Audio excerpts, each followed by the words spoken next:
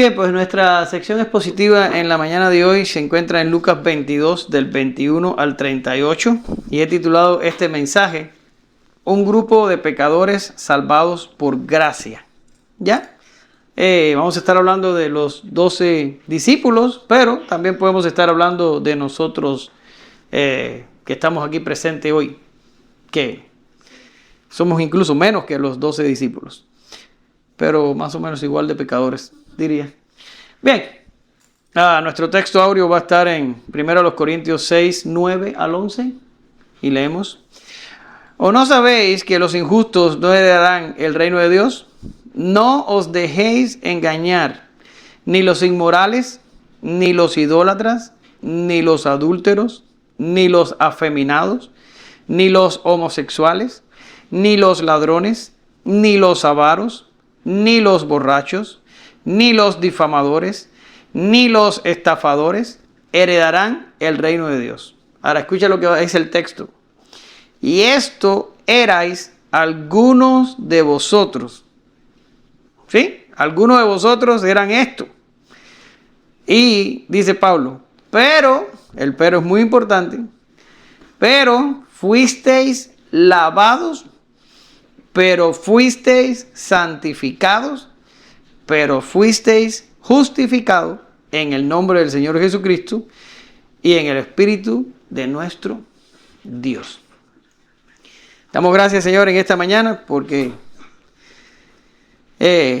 Pablo aquí estaba hablando de los creyentes en Corinto, pero hoy específicamente vamos a estar hablando de los discípulos de Jesús.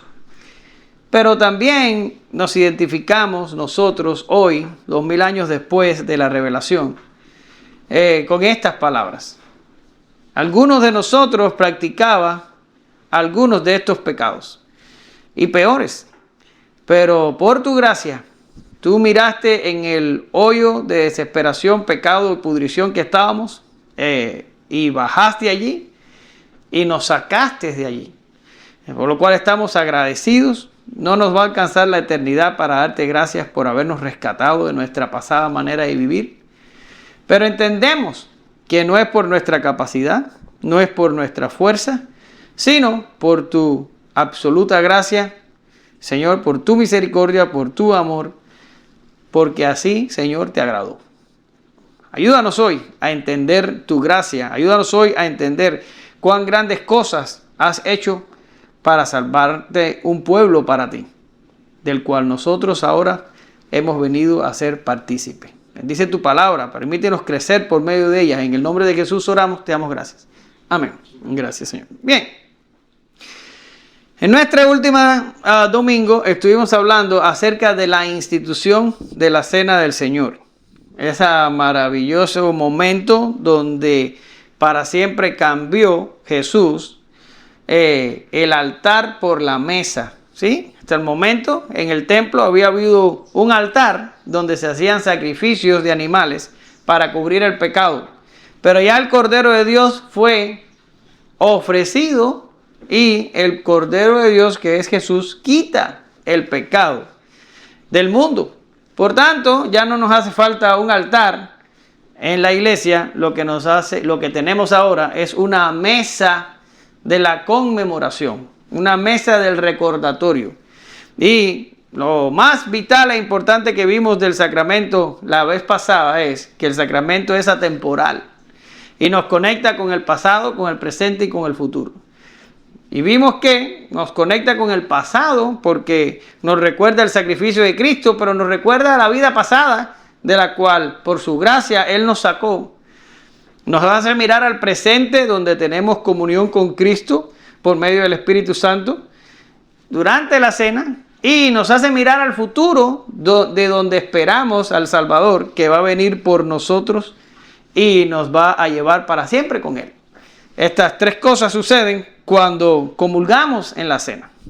Pues bien, en esta mañana vamos a continuar con los eventos de la cena porque la vez pasada lo interrumpí a propósito porque quería quedarme con el segmento de la institución nada más para hablar de la cena, pero hubo cosas que pasaron durante la cena que Lucas la relata en los versos que vamos a tratar hoy y que tenemos que prestarle especial atención. Pero si usted analiza el mensaje de la clase pasada con el mensaje de la clase de hoy, se va a dar cuenta del poderoso contraste que hay entre ellos. Así que yo los quise separar para que un día habláramos de una cosa y hoy habláramos de la otra, pero que son una y el mismo evento. ¿Ya? Bien, en la clase de hoy estaremos viendo, ¿ustedes saben lo que es una sobremesa? ¿No? ¿Ustedes sí? ¿No tienen sobremesa en México? Es cuando uno termina de comer y se queda conversando en la mesa. O mientras que uno está comiendo, uno está hablando, oye, y esto y aquello, qué rica te quedó la comida, y cómo lo hiciste. O cualquier conversación que se tenga en la mesa se llama conversación de sobremesa. Bien, hoy vamos a estar viendo la sobremesa de los discípulos, pero vamos a ver un profundo contraste que hay entre Jesús y sus discípulos. Hay unas diferencias impresionantes de estos hombres con respecto a su maestro que nos tienen poderosas advertencias para nosotros en la mañana de hoy.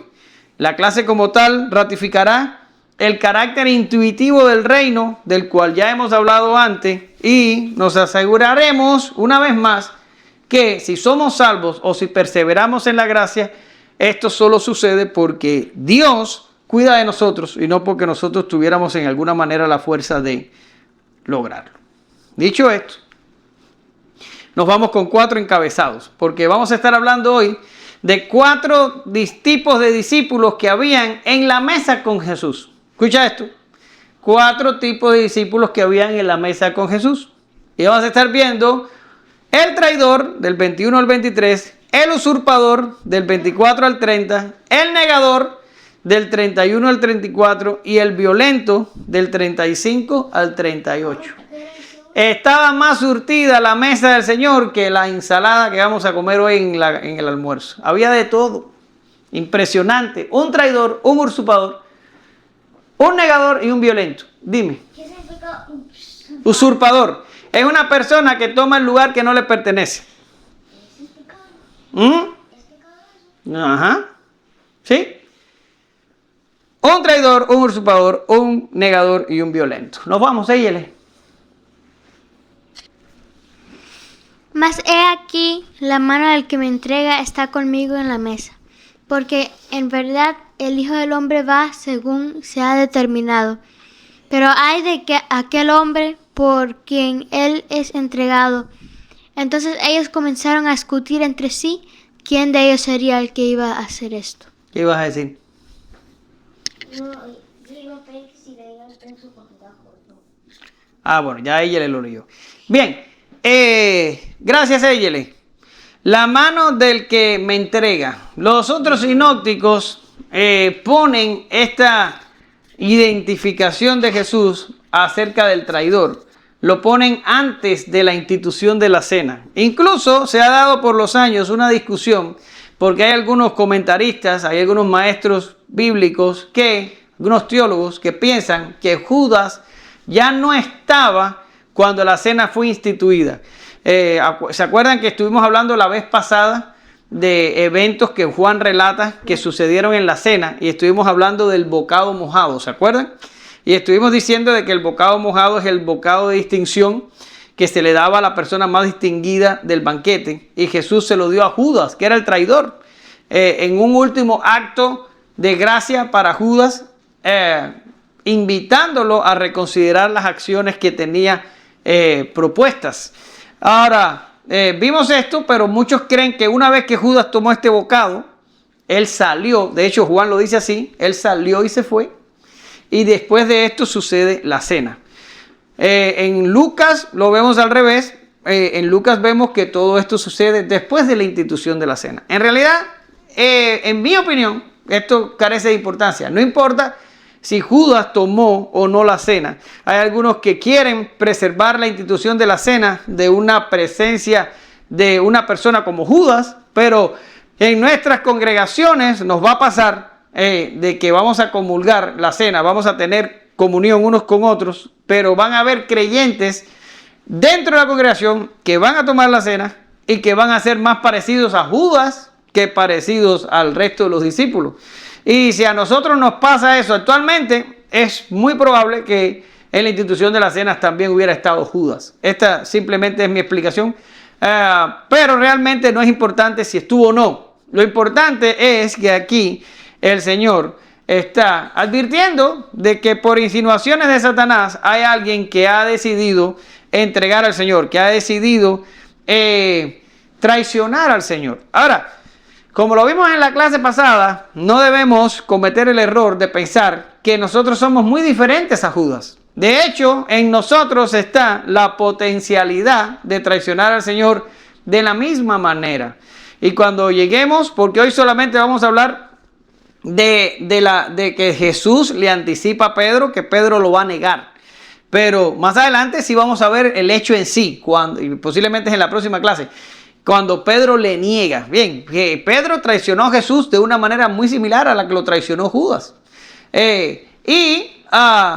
Pedro regresa al redil. ¿Y por qué regresa al redil? Bueno, lo vamos a aprender hoy. Pero de cierto, no depende de Pedro.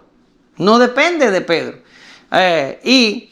Por eso es que le digo que la traición y que la negación y que la usurpación y que la violencia pueden estar en cualquiera de nosotros, y si nos descuidamos, este tipo de inclinaciones pueden tomar el control de nuestras voluntades y terminar nosotros creando daño al cuerpo de Cristo y trayendo vergüenza a nuestro Salvador. ¿Sí? Miremos a Judas como una advertencia solemne de que nosotros tenemos que estar velando en todo tiempo para no cometer pecados semejantes. ¿Ya? Ahora, Jesús dice que el Hijo del Hombre va según se ha determinado, y ya estuvimos también hablando de esto. Había sido profetizado toda esta parte de la pasión del Señor. El Señor sabía que una vez que llegara a Jerusalén se iban a desencadenar todos estos eventos y que iban a terminar en su muerte, en su martirio y en su muerte. Y el Señor sabía que todo esto ya estaba determinado.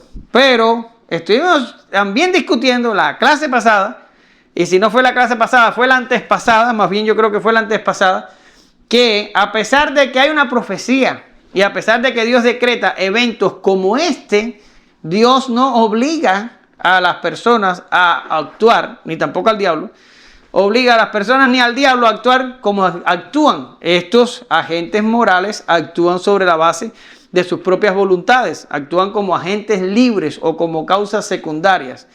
O sea, que Judas haya entregado al Señor y cumplido una profecía de que lo haría, no significa que Dios lo obliga, simplemente significa que lo haría, pero no lo hace por compulsión, lo hace simplemente porque quiere hacerlo.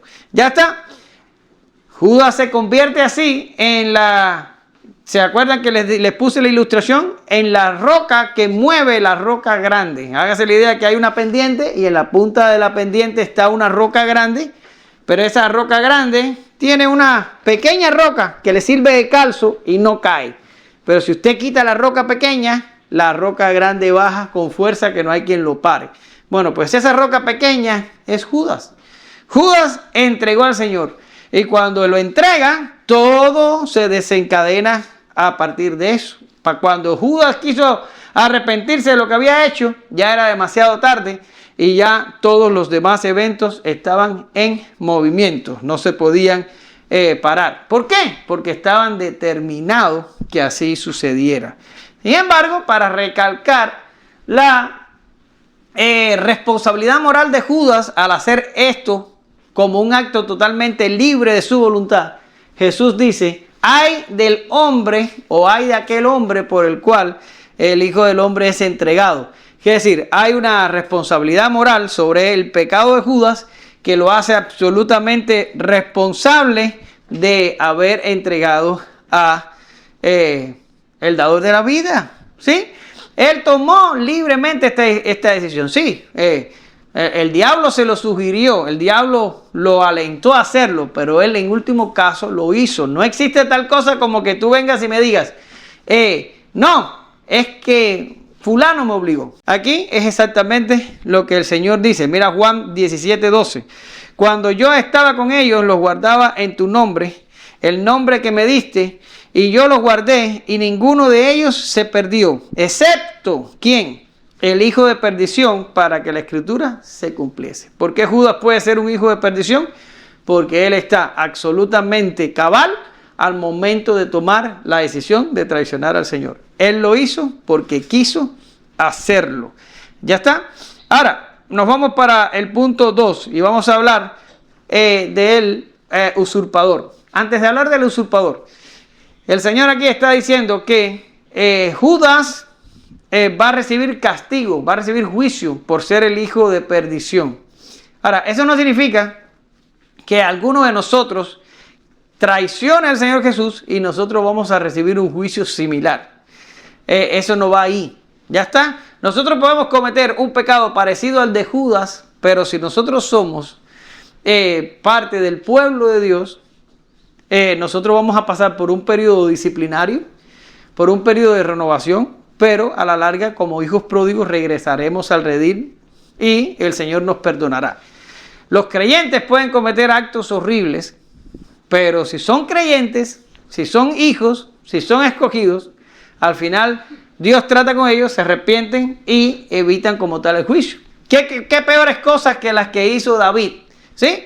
Se acostó con Betsabé, trató de encubrir el pecado, después mató al marido, después la trajo y todo oculto que nadie se dio cuenta. Sin embargo, cuando el profeta lo enfrentó, le dijo: no morirás, tu pecado ha sido perdonado, pero van a haber consecuencias por el pecado. Quiere decir, cuando somos creyentes, los pecados no nos destruyen, simplemente nos traen consecuencias.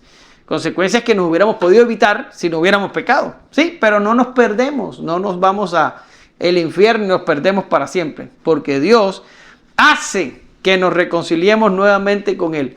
¿Por qué no pasó con Judas? ¿Por qué no pasó con Judas? Porque Judas era el hijo de perdición para que la escritura se cumpliese. Judas había sido reservado para este pecado y para esta ocasión.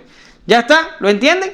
Ahora, ¿por qué Pedro regresa? Bueno, Pedro regresa porque entre Pedro y Judas la diferencia era que Pedro era un nacido de nuevo y Judas no. ¿Lo ven?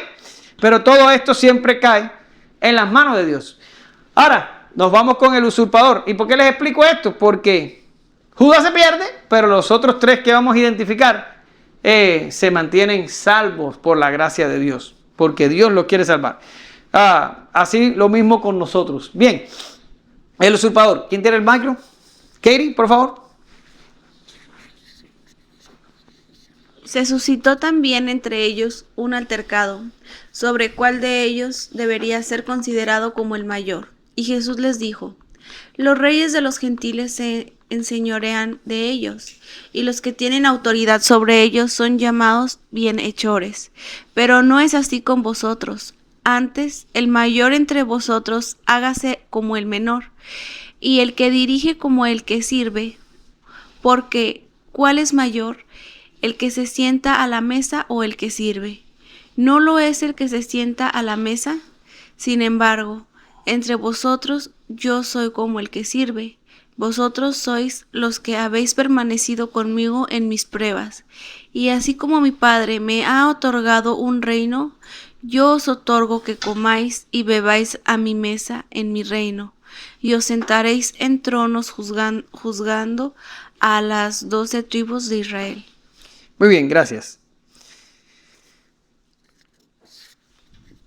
Mira que pensé y reflexioné y traté de abstraerme todo lo que pude para pensar cómo una conversación respecto a quién era el que iba a entregar a Jesús se convierte en una conversación acerca de cuál de ellos es el mayor.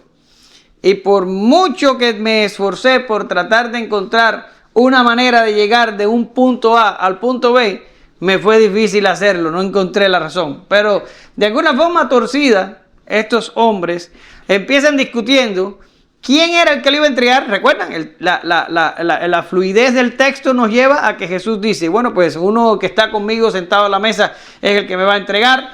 y hay de aquel por el cual el Hijo del Hombre es entregado. Y ellos se ponen a discutir quién es el que va a hacer esto, y de momento están discutiendo quién de ellos es el mayor y quién de ellos es más importante. Ahora, esto es impresionante porque no estamos al principio del ministerio de Jesús. No estamos ni siquiera a la mitad del ministerio de Jesús. Estamos a menos de 24 horas de la cruz. Jesús ya va a ser entregado, Jesús ya va a ser muerto y separado de los discípulos, al menos físicamente hablando. Y estos discípulos no están listos. Han pasado un curso intensivo de 3 años y medio de ministerio con el Señor. Han aprendido todo lo que el Señor les ha enseñado. Han sido testigos de todos los milagros que el Señor ha hecho.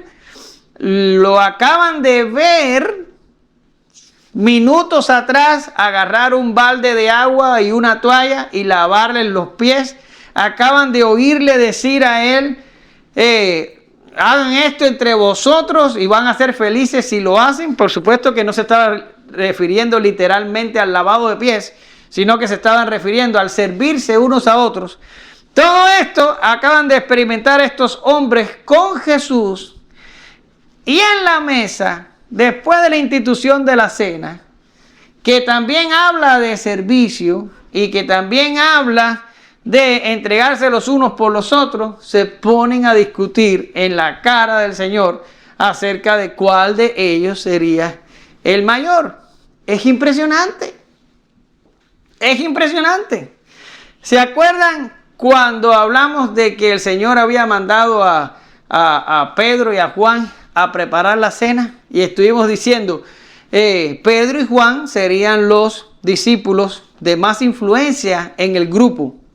Pedro sería el que hablaría en Pentecostés. Pedro sería el que llevaría el evangelio a los gentiles en la casa de Cornelio. ¿Se acuerdan?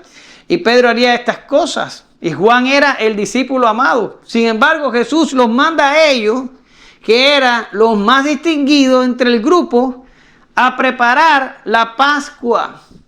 Los pone a servir. Era para, en la mentalidad nuestra, hubiéramos cogido al menor de ellos, hubiéramos cogido al menos importante y hubiéramos dejado a los más distinguidos ser servidos. Eso es lo que hubiéramos hecho nosotros en nuestro pecado. Dios lo hizo al revés. El Señor manda a los más importantes a servir a los menos importantes. Usted está captando el hecho aquí. Y a la larga les dije en aquella clase de que ellos no estaban preparándose para una Pascua regular, ellos estaban preparándose para la Pascua donde moriría Jesús.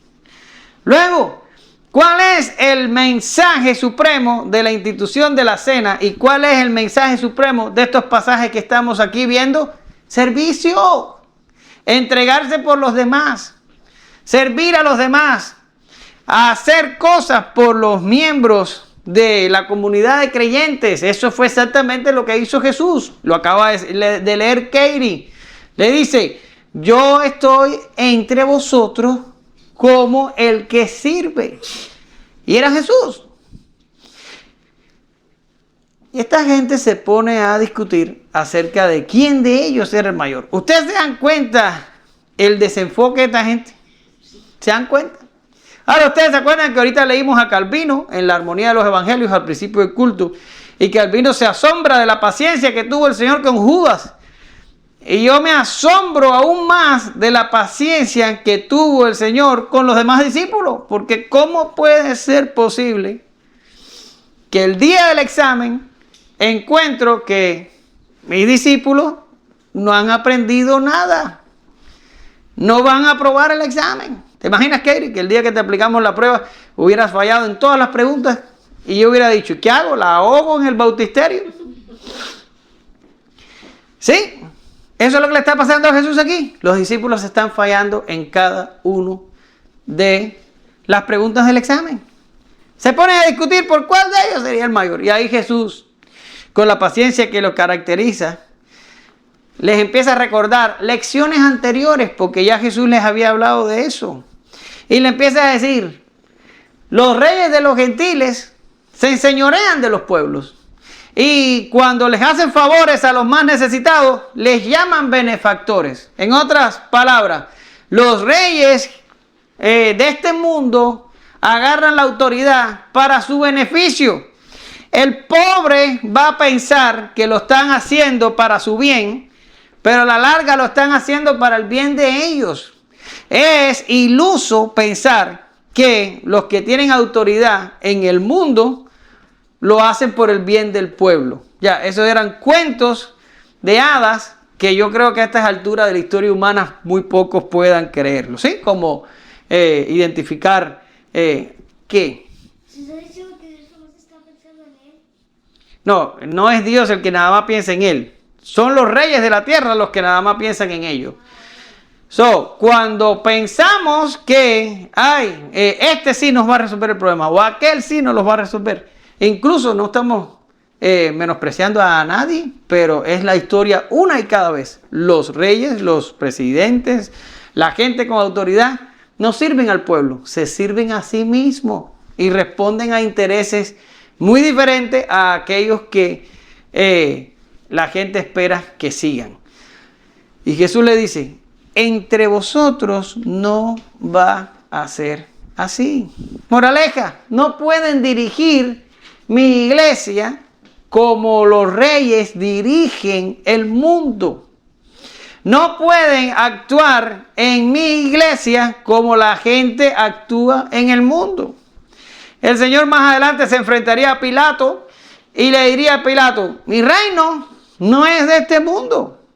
Si yo tuviera un reino de este mundo, ahora mismo yo llamaría a mis seguidores para que peleen por mí. Pero mi reino no es de este mundo. Moraleja, ¿tú quieres ser parte del reino del Señor? ¿Quieres ser parte? ¿Eres parte? Pues eres parte de un reino que no es de este mundo. Y es un reino que no actúa de la misma forma que el mundo. Te lo he enseñado en otras ocasiones. Es anti-intuitivo. El Señor nos dice: ¿quieres ganar tu vida? Piérdela. ¿Quieres ser exaltado? Humíllate. ¿Quieres ganar? Pierde. Y tú dices: hay algo aquí. Es como que hoy yo diría: yo quiero que Argentina pierda para que gane. Eso no tiene ningún sentido. Por supuesto que yo quiero que gane Argentina. Sin silogismos. Simplemente que gane. Pero en el reino de Dios tienes que perder para ganar. Tienes que morir para vivir. Tienes que humillarte para ser exaltado. Es al revés. Y el Señor se lo está diciendo de nuevo aquí a sus discípulos. Le está diciendo: en el reino de Dios no puedes, las cosas no son como los reyes de la tierra. Y los súbditos del reino no pueden actuar de la misma manera que se actúa en el mundo. Es al revés. Marcos 10, 43, 45 dice: pero entre vosotros no es así, escucha, sino que cualquiera de vosotros que desee llegar a ser grande, será vuestro ¿qué? Servidor. Vuestro servidor. Y cualquiera de vosotros que desee ser el primero, ¿qué será? Siervo de todos. Porque ni aún, escucha, porque ni aún el Hijo del Hombre vino para ser ¿qué? Servido. ¿Sino para qué? Sino para servir y para dar su vida en rescate por muchos. De eso se trata la cena, de eso se trata la Pascua. El Señor Jesús se va a entregar por nosotros. Y yo te pregunto, si nosotros somos sus discípulos, ¿qué tú esperas que tú tienes que hacer? Exactamente lo mismo. Tienes que entregarte por tus hermanos. Ahora, eso no significa que te vamos a degollar en el próximo culto y te vas a entregar tu vida aquí. No, eso significa que tienes que servir a tus hermanos en la comunidad de la fe donde perteneces. Es así como funciona. Es una vida de servicio.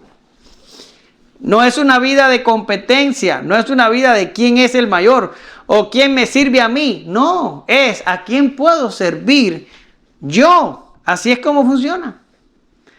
¿Por qué? Porque una vez que hayamos sido muertos, una vez que hayamos sido humillados, una vez que hayamos servido, una vez que nos hayamos entregado por nuestros hermanos en este mundo, seremos exaltados a su debido tiempo. Y el Señor le dice a sus discípulos: si ustedes se comportan como ciudadanos del reino, ustedes se sentarán en el reino a juzgar a las 12 tribus de Israel. ¿Dónde vas a juzgar? ¿Dónde vas a gobernar? ¿Dónde vas a ejercer dominio? En el mundo venidero, no en este. En este vas a servir, te vas a entregar por tus hermanos y te vas a sacrificar por ellos. Así funciona. Ahora, eso no significa que en la iglesia no hay autoridad. No, en la iglesia hay autoridad. El pastor de la iglesia tiene autoridad. Los líderes de la iglesia tienen autoridad, delegada por Dios. Pero esa es una autoridad que mantiene el orden dentro de la iglesia y la hace funcionar. Pero el objetivo no es que los líderes usemos la autoridad para beneficio nuestro, sino que usemos la autoridad para beneficio de la gente. ¿Lo entiende? Para beneficio de la gente. Y que el pueblo de Dios, que el cuerpo de Cristo, sea edificado por medio de un sabio ejercicio de la autoridad. En otras palabras, y lo dijo Pedro, los pastores no estamos puestos para enseñorearnos del rebaño. Ustedes no me pertenecen. Ustedes le pertenecen a Cristo. Y yo mismo les pertenezco a Cristo. Luego, el trabajo nuestro aquí es servirnos los unos a los otros. Ustedes no me sirven a mí. Nos servimos los unos a los otros. ¿Lo entienden? Nos servimos los unos a los otros. Una cosa que siempre desprecié es la exceso de alabanza que reciben los pastores de sus congregaciones. Por ahí hay algunas congregaciones que celebran el Día del Pastor. Y ese Día del Pastor ponen al pastor y lo suben y lo bajan y lo exaltan y le regalan cosas. Y para mí eso es una fiesta pagana. En esta iglesia jamás pondremos a un pastor en esa posición. Jamás. Los pastores estamos en esta iglesia para servir, no para ser servidos. Y si tú quieres liderazgo, vas a tenerlo, pero vas a tener un liderazgo para servir, no para ser servido. ¿Lo captan? Pero un usurpador es el menor de los problemas en el grupo de discípulos. Tenemos también a un negador. Martín, por favor. Simón, Simón, mira que Satanás os ha reclamado para zarandearos como a trigo, pero yo he rogado por ti para que tu fe no falle, y tú, una vez que hayas regresado, fortalece a tus hermanos. Y Pedro le dijo, Señor, estoy dispuesto a ir contigo tanto a la cárcel como a la muerte. Pero Jesús le dijo, te digo, Pedro, que el gallo no cantará hoy hasta que tú hayas negado 3 veces que me conoces. ¿Cuántas veces cantó el gallo? 3. ¿Cuántas veces? Si no cantará hasta. El gallo cantó una vez. Pedro lo negó 3. Pero eso es una pregunta trampa. Es para agarrar a la gente. ¿Cuántas veces cantó el gallo? Bueno, cantó una vez. Aunque yo creo que es Marco que dice que cantó 2. Bien. Poniéndonos serios. Se forma el altercado. Hablan de quién sería el mayor. El Señor los reubica y los trae de nuevo a la realidad. Pero se vira hacia Pedro. Parece ser, especulo yo, que Pedro era uno de los que más se aventaba en la discusión de quién sería el mayor. Y Jesús le dice a Pedro, Simón, Simón, tú que tanto te estás haciendo, Satanás los ha pedido para zarandearos como a trigo. Yo, el Señor, he rogado para que tu fe no falle. Una vez que regreses, entonces confirma a tus hermanos. Ahora, es Jesús el que le está diciendo esto a Pedro. Ahora, yo puedo decirles a ustedes, hoy, a Agnali, yo creo que no deberías ir por ese camino por donde vas. No me parece que vas a salirte bien las cosas. Yo creo que vas a fracasar por ahí. Pero yo no me las sé todas. Yo soy un simple hombre que analizo cosas, a veces acierto, a veces no, a pesar de la ayuda de Dios. Pero yo me puedo equivocar y a lo mejor a Agnali le va bien y dice, ay, menos mal que no le hice caso a Omar, porque mira, me fue bien. Pero aquí a Pedro no se lo está diciendo Omar, ni se lo está diciendo Pablo, ni se lo está diciendo Juan. Se lo está diciendo Jesús. Y Jesús le está diciendo, vas a ser probado. De hecho, todos ustedes van a ser probados Satanás los va a probar fuertemente. No va a ser un ataque menor, va a ser un ataque inmenso. Pero yo he rogado para que tu fe no falle. ¿Cuál es la respuesta de Pedro? ¿Cuál es la respuesta de Pedro? Estaba ahí, está ahí, míralo ahí. Estoy dispuesto a ir contigo a la cárcel, comandante. Señor, yo estoy dispuesto a ir contigo a la cárcel y a la muerte. Vamos a llegar muy pronto a los eventos de la negación. Y usted se va a dar cuenta lo rápido que Pedro se le olvidó esto que le estaba diciendo al Señor. Ni siquiera fue amenazado con cárcel, ni siquiera fue amenazado con muerte. Simplemente cayó. ¿Por qué? Porque cuando nuestra suficiencia viene de nuestra fuerza, cuando yo confío en mí, en mi carne, en mi capacidad, en mi inteligencia, para lograr algo, entonces fracaso. Nuestra suficiencia tiene que estar puesta en el Señor. ¿Por qué? Porque nuestro adversario no es un adversario normal. No es algo que podemos subestimar. Nuestro adversario es el diablo. Y el diablo no será tan poderoso como Dios, pero tiene 6,000 años de práctica. ¿Cuántos años de práctica tienes tú? ¿Entiendes? Si en 5 años nosotros obtenemos una licenciatura o una maestría o un doctorado, ¿tú sabes cuántos doctorados ha obtenido en maldad el diablo? Como decía mi abuelo, el diablo no sabe por diablo, sino por viejo. 6,000 años perfeccionando su maldad. El diablo es un enemigo formidable. Es un enemigo que nosotros no podemos enfrentar. Es un enemigo que nosotros no podemos vencer. Si lo hacemos en nuestra fuerza. Sí lo podemos enfrentar y sí lo podemos vencer si lo hacemos con Jesús de nuestro lado. Pero si lo hacemos en nuestra fuerza y en nuestra capacidad, vamos a perder la apuesta. Eva no tenía pecado. No tenía inclinación de pecar. No tenía conocimiento de pecado. Había sido creado en un estado no pecaminoso. No tenía nada en su naturaleza que le inclinara a hacer el mal. ¿Y qué hizo Eva? Se puso a hablar con Satanás. Se puso a hablar. Ya lo estuvimos viendo en clases anteriores. A veces hasta una plática es innecesaria. A esas cosas no se le dan cabida.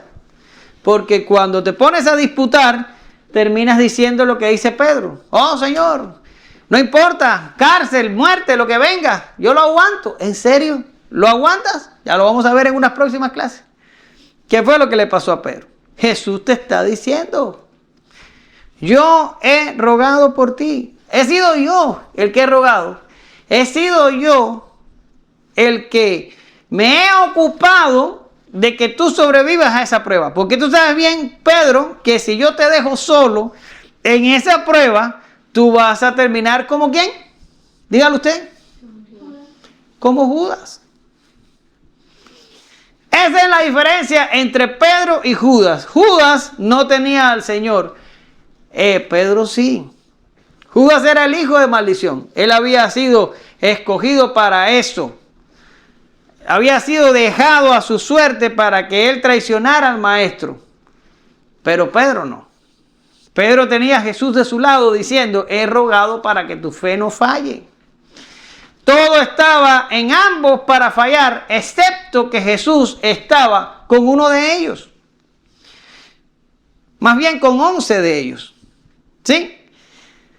Y el Señor le dice a Pedro, yo he rogado por ti. Mira que dice el propio Pedro años después. Mira lo que dice el propio Pedro.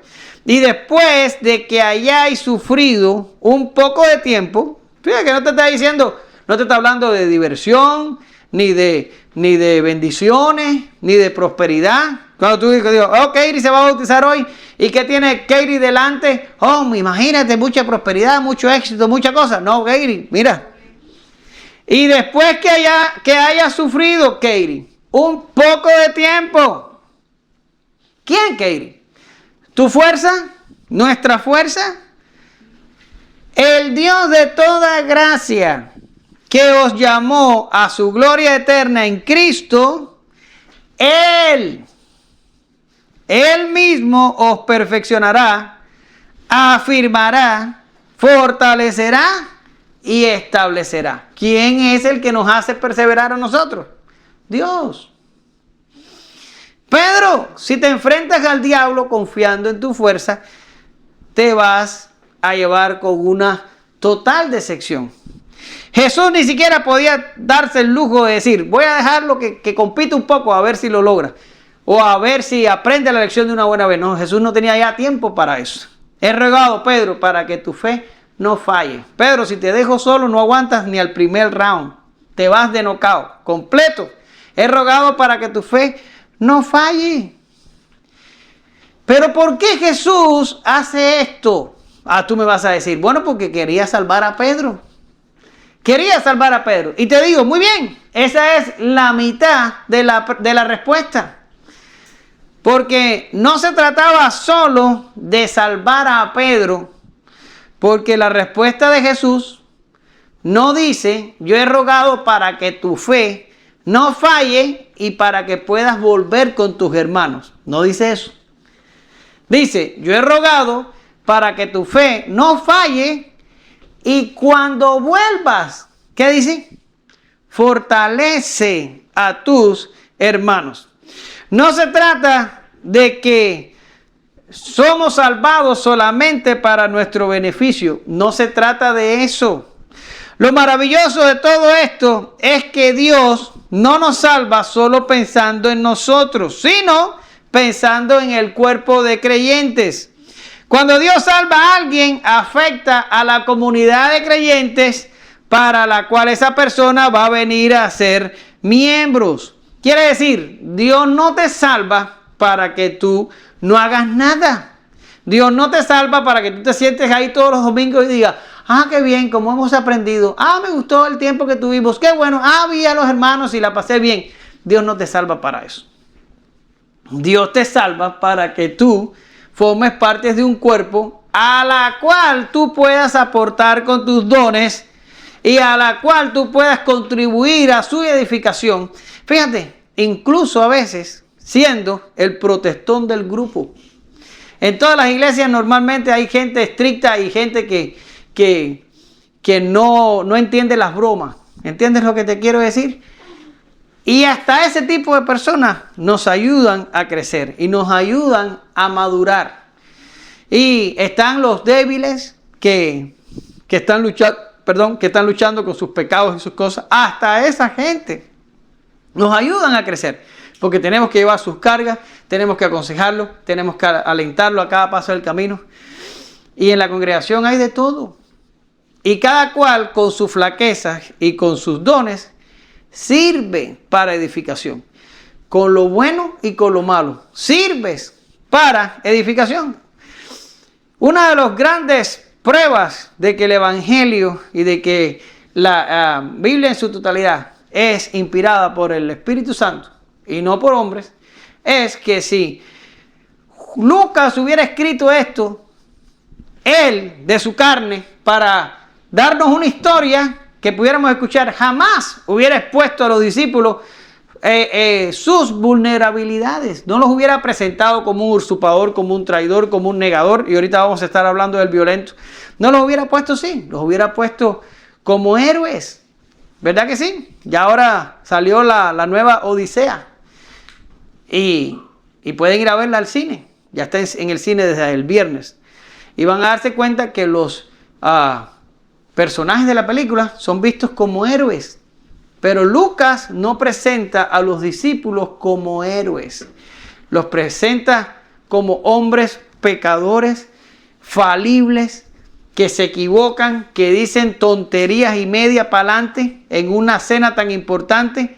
Los pone así. Yo me acuerdo que long time ago en Cuba ayudé a alguien a hacer una tesis. O sea, no se la pude tutoriar porque todavía no tenía la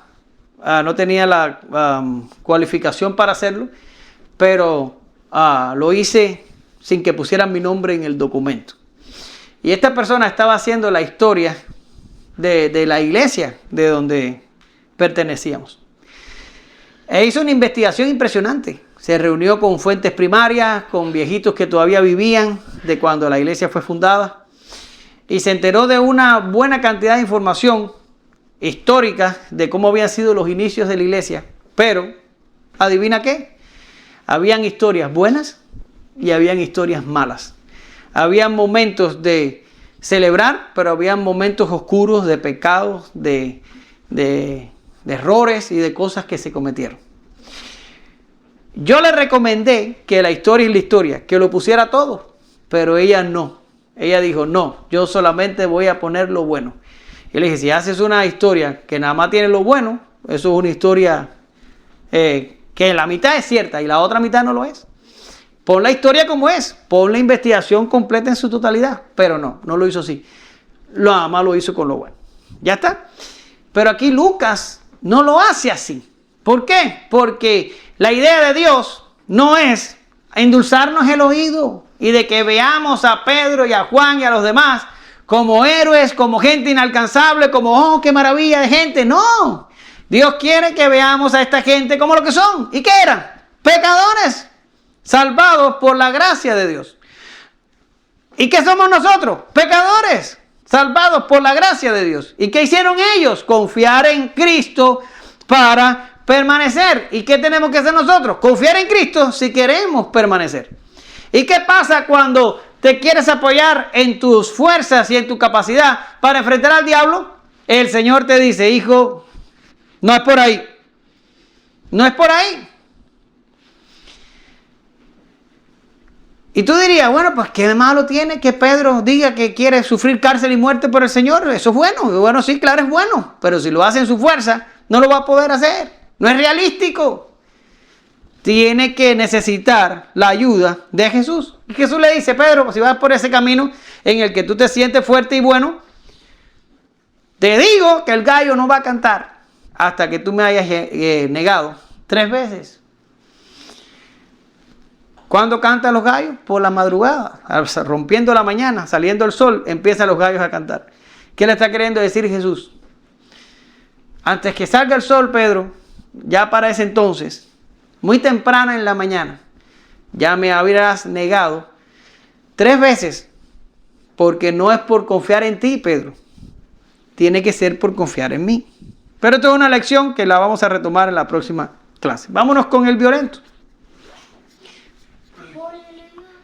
No, el texto está largo. Vamos a dejarte para próximas aventuras. Y les dijo, cuando se envíe sin bolsa, ni alforja, ni sandalias, ¿acaso faltó algo? Y ellos contestaron, no, nada. Entonces les dijo, pero ahora, el que tenga una bolsa y la lleve consigo, de la misma manera también una alforja. Y el que no tenga espada, venda su manto y compre una, porque os digo que es necesario que a mí se me cumpla esto que está escrito, y con los transgresores fue contado, pues ciertamente lo que se refiere a mí tiene su cumplimiento. Y ellos dijeron, Señor, mira, aquí hay 2 espadas. Y él les dijo, es suficiente. Gracias.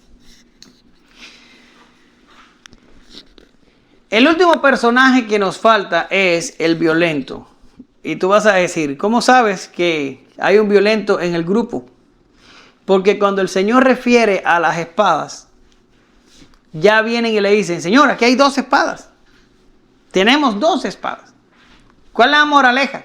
La moraleja es que ya al menos 2 de ellos, suponiendo que una espada por gente, al menos 2 de ellos habían estado empezando a mirar que la cosa se estaba complicando y a lo mejor había oído rumores de que los líderes religiosos no le iban a dejar pasar a Jesús todas estas cosas y que ya estaban decididos a matarlo. Y esta gente dijeron, esto se está complicando y esto se está poniendo malo. Lo mejor que hacemos es comprar 2 espadas, porque si nos atacan, vamos a tener que defendernos. Y ya tenían las espadas compradas. ¿Qué? Esa era la noche antes que Jesús muriera, o el día antes. Ajá, correcto. Donde Pedro le corta la oreja Todavía no hemos llegado ahí. Eso va a ser para la clase que viene. Pero ya tenían las espadas. No es lo mismo que el Señor haya hablado de espada, y vamos a ver ahorita que no se estaba refiriendo a espadas literales, pero eso vamos a verlo después. Pero vamos a hablar del violento. El Señor no había dicho, vayan y compren 2 espadas, como dijeron, vayan y preparen la cena, o vayan y busquen un pollino. No, estos compraron las espadas basados en su propia consideración, no habían sido instruidos para hacerlo.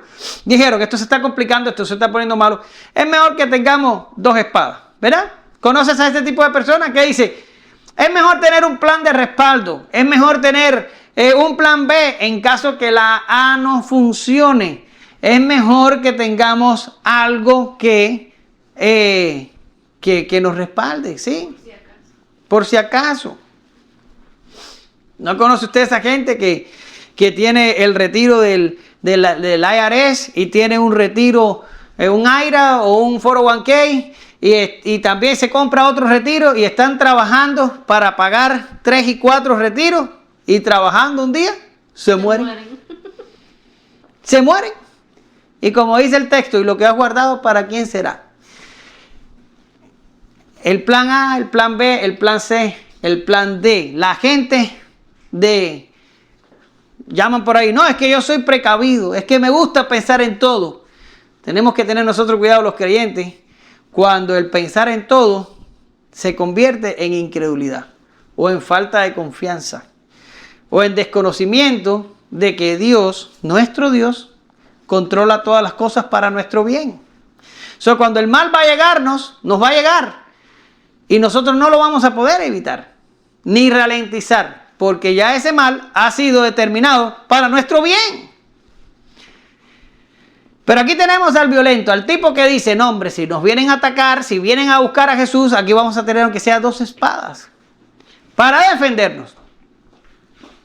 Y Jesús les dice, cuando los envié la primera vez, ¿se acuerdan cuando el Señor mandó a los 70 y cuando mandó a los otros a predicar por las ciudades de Judea? Le dice, y por todo Israel, le dice, yo no los mandé con provisiones, yo no los mandé con nada. Pero ahora las cosas van a ser diferentes. ¿Por qué? Porque el ministerio de Jesús antes de la crucifixión fue un ministerio a Israel donde las leyes de hospitalidad protegían a las personas y donde todavía el ministerio de Jesús no estaba siendo perseguido por la gente. Todavía no. Habían algunos intentos y habían algunos ataques, pero no era algo generalizado. Pero después de la resurrección, la iglesia recibiría una persecución atroz e inmediata. Habían pasado unos pocos años y ya le habían cortado la cabeza a Jacobo y no había pasado nada después de eso y ya estaban matando a Esteban y ya estaba Pablo apresando cristianos y persiguiendo a cristianos por toda la región. Y muy tempranamente las cosas se complicaron mucho para los discípulos, porque el judaísmo de esos tiempos reconoció la naciente iglesia como un ataque a su religión. La consideraron como enemigos. Y Jesús lo que está diciéndoles ahora a los discípulos es, ahora que yo me vaya, ya ustedes no se van a quedar en un estado en el que van a predicar y que todo el mundo les va a aplaudir y que todo el mundo les va a recibir y que todo el mundo les va a sostener. No, ustedes van a extender el evangelio, ustedes van a llevar el mensaje del evangelio bajo persecución y tribulación. Y tienen que estar listos para esto. Por eso es que hace mención de la espada, pero está haciendo mención de la espada de forma metafórica. No está diciendo que literalmente necesita las espadas para defenderse. Incluso les digo y les confieso, hay algunos estudiosos que han visto en este pasaje sustento para que la iglesia se imponga por la espada. Y ahí tienen ustedes las cruzadas, y ahí ustedes tienen las guerras de cristianos durante los siglos, y aquí tienen el impulso de los nacionalistas cristianos en Estados Unidos que quieren volver a Estados Unidos a la fuerza a una nación cristiana. Y usted va a decir, bueno, pues ¿qué tiene eso de malo? Bueno, para mí no tiene nada de malo, porque cristiano soy. Pero ¿y qué del que no es cristiano? ¿Tiene que convertirse a la fuerza? ¿Acaso Dios convierte a la gente a la fuerza? Entonces, ven en esto una indicación de que tenemos que predicar con la espada o que tenemos que aliarnos con el gobierno. Y no se crean que son los herejes los que piensan esto. No, alguien tan importante para la teología cristiana como Juan Calvino pensaba que la iglesia tenía que estar unida al gobierno para someter a la gente a obedecer el evangelio. Calvino era de los que pensaba que teníamos que usar el gobierno para esto. Pero nunca el evangelio... En primera, Dios no quiere que todos se salven, porque si hubiera querido que todos se salven, absolutamente todos se salvaran. Pero nosotros sabemos que hay gente que se pierde. Y si hay gente que se pierde es porque Dios no quiere salvarlos a todos.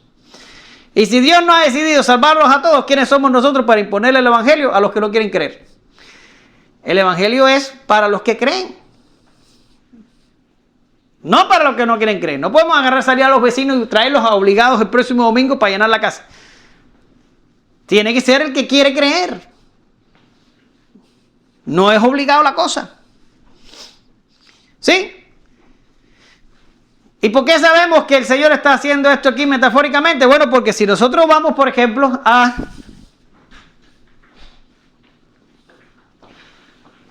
Mateo 5:44, usted ve que dice: pero yo os digo, amad a vuestros enemigos y orad por los que os persiguen. El Señor no nos está mandando a pelear la espada. El Señor no nos está mandando a autodefendernos. El Señor nos está mandando a amar a nuestros enemigos y a orar por nuestros perseguidores. Pero ahorita Eisas lo mencionaba. Si usted habla del soldado que le cortaron la oreja, el Señor le sanó la oreja. Por tanto, no se estaba refiriendo a una espada literal de autodefensa. El Señor le sanó la oreja. Lucas 22 del 50 al 51. Y cuando Jacobo fue puesto para morir, Jacobo no mostró resistencia. Hechos 7 del 54 al 60. Y cuando le tocó morir a Esteban, tampoco ofreció resistencia. Hechos 12 del 1 al 2. Y cuando Pablo sufrió, que fue apedreado, que fue dado por muerto, que fue encarcelado, no lo hizo con resistencia. Siempre se aguantaron y esperaron que Dios peleara sus causas. Segundo a los Corintios 11 del 23 al 27. Entonces esos textos se los puse ahí. Ustedes después lo pueden buscar en casa. El evangelio nunca ha sido un arma de autodefensa. Dios no nos manda a pelear. Dios no nos manda a autodefendernos. Antes, Dios nos manda a sufrir el agravio y a esperar que Él sea el que vengue nuestra causa. Y entonces cuando vienen aquellos dos y le dicen: Señor, aquí tenemos 2 espadas. El Señor le dice: basta. Y usted va a decir: ¿qué significa el basta? Aquí la Biblia de las Américas traduce: es suficiente. El Señor no está diciendo que eran suficientes las espadas. El Señor está diciendo: ustedes no han entendido lo que yo les acabo de decir. Se acabaron las explicaciones. Y el Señor cerró la conversación. Así estaban desajustados los discípulos.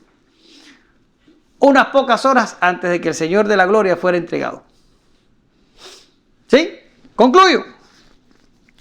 Si los evangelios fueran una invención de los hombres, nunca hubieran relatado la historia de la forma que lo hicieron. Lucas muestra las manchas de los discípulos cuando se suponía que ya debían haber sido perfeccionados. Las debilidades y las luchas internas de estos hombres nos demuestran que lo que pasó después de Pentecostés solo pudo haber sucedido por el poder de Dios. Ellos fueron pecadores como nosotros, que Dios limpió, redimió y usó para su gloria. Es la acción divina la que nos salva y la que nos hace perseverar en esta gracia. Pero no se trata solo de salvarnos, se trata del cuerpo de Cristo. Dios nos salva para que formemos parte de una comunidad con la cual debemos colaborar con nuestros dones. El servicio es una parte vital de la iglesia. La mutua edificación es parte de pertenecer, como también lo es el sufrimiento y la persecución, de las cuales no estamos exentos. El Señor quiere que las soportemos confiados en que nuestra alma está segura en Él. Te damos gracias, Señor, en esta mañana. Gracias, porque si aquellos hombres asustados que tomaban la cena contigo hicieron todavía grandes cosas, fue porque tú estabas con ellos, a pesar de sus luchas, a pesar de sus debilidades. Y a veces nosotros nos sentimos, Señor, como que somos iguales que ellos, en debilidad, en pecado y en incapacidad. Y tenemos la razón en eso. Pero cuando vemos que tú usaste sus vidas para la gloria de tu evangelio, podemos estar confiados en que tú también lo harás con nosotros. Úsanos a nosotros para tu gloria. A pesar de nuestras debilidades y pecados, úsanos para que tu evangelio sea extendido y para que tu obra crezca en medio de esta sociedad que se pierde. En nombre de Jesús oramos, te damos gracias. Amén. Gracias, Señor.